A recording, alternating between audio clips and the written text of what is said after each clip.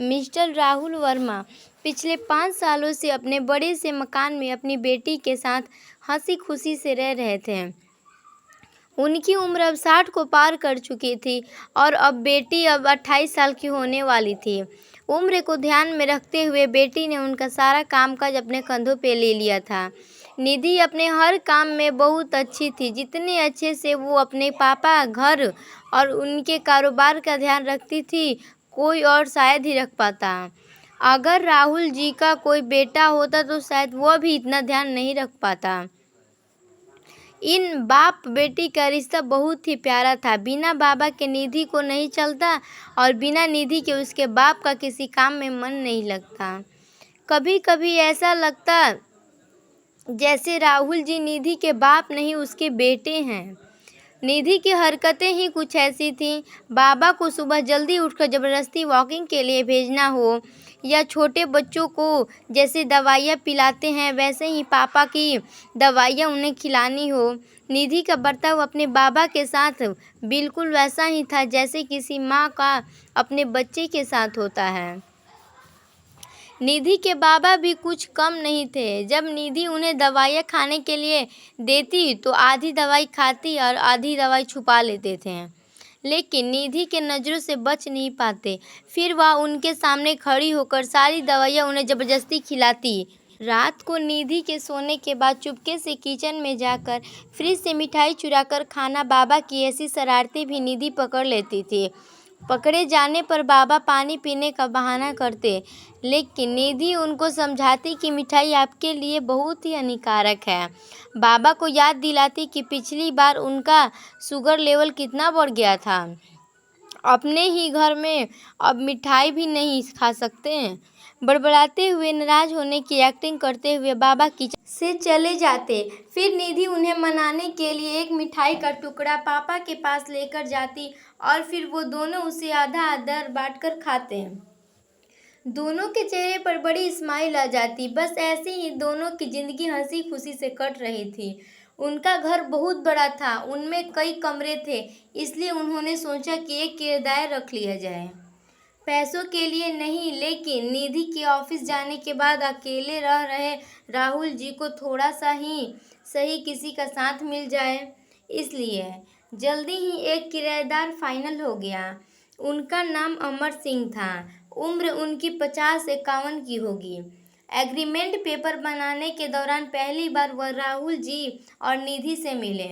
उन्हें दोनों से मिलकर काफ़ी अच्छा लगा और अब अमर सिंह अपनी बीवी के साथ राहुल जी के घर पर किराएदार के तौर पर रहने लगे। थोड़े दिन बीते थे, लेकिन अमर सिंह राहुल जी से अच्छी तरह घुल मिल गए थे। वह दोनों सुबह सुबह एक साथ ही वॉकिंग के लिए जाया करते हैं। कभी वह अमर सिंह के साथ तो कभी अमर सिंह और उनकी बीवी और निधि और राहुल जी के साथ डिनर किया करती है। एक सुबह जॉगिंग के दौरान अमर सिंह ने कहा कि आप और निधि अकेले ही रहते हैं, आपको तो काफ़ी कुछ मैनेज करना पड़ता होगा। आप कैसे इतने अच्छे से घर संभालते हैं?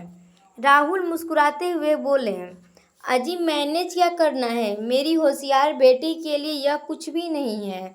निधि सब इतने अच्छे से संभाल लेती है कि मुझे किसी बात का कोई चिंता ही नहीं होती।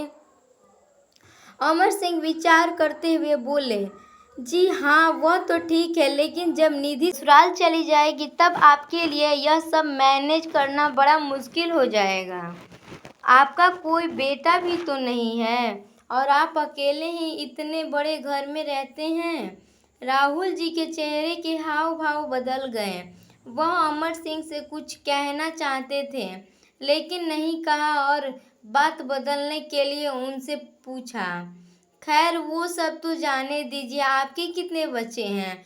अमर सिंह ने छाती चौड़ी करते हुए कहा, मेरे 2 बच्चे हैं, दोनों ही लड़के हैं और दोनों ही अमेरिका रहते हैं। राहुल जी को लगा जैसे अमर सिंह उन्हें ताना मार रहे हों, लेकिन फिर भी उन्होंने कुछ नहीं कहा और वो जॉगिंग करके अपने घर लौट गए। कुछ दिन बीते। राहुल जी ने अमर सिंह को अपने साथ खाने के लिए बुलाया क्योंकि अमर सिंह की पत्नी किसी काम से बाहर गई थी और वो अकेले थे। अमर सिंह, राहुल जी और निधि डाइनिंग टेबल पर बैठकर खाना खा रहे थे। पहला निवाला खाते हैं, अमर सिंह ने खाने की तारीफ करते हुए कहा। बेटी निधि, तुमने कितना खाना अच्छा बनाया है आज। राहुल जी ने गर्व महसूस करते हुए कहा। हाँ, मेरी बेटी बहुत अच्छा खाना बनाती है, अमर सिंह जी बोल पड़े। यह तो बड़ी अच्छी बात है, उसके ससुराल वाले बड़े खुश रहेंगे। निधि उनसे कुछ कहना चाहती थी, लेकिन राहुल जी ने उसे रोक दिया और बात बदलने के लिए निधि से पूछा, कारोबार कैसा चल रहा है, कोई दिक्कत तो नहीं हो रही।